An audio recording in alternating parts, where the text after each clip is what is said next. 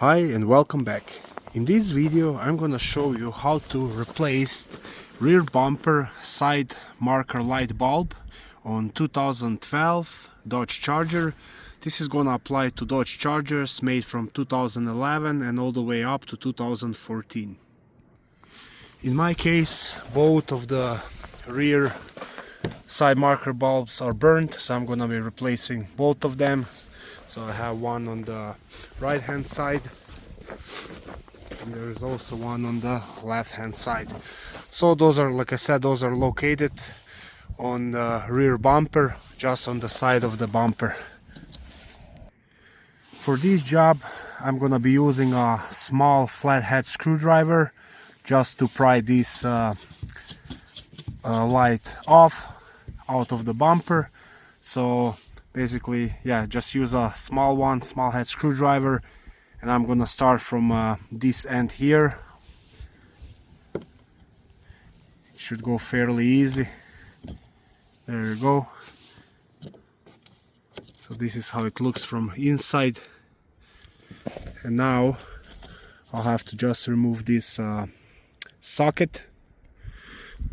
To remove socket, you will have to turn it counterclockwise, just like that, and then pull it out.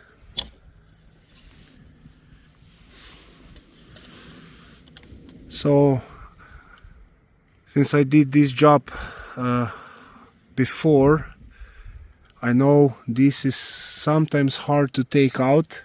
So what would usually happen to me when I try to pry, pull out this little bulb, it would break. So then I have to take all the small pieces from this housing. So, and this one looks really bad and burned, so it looks like it will also break on me. What you can do, I guess, maybe you can heat it up a little bit with a heat gun or something. If you have it like if it's like mine, like badly burnt. And yeah, but I'm gonna give it a try. I'm gonna see what happens.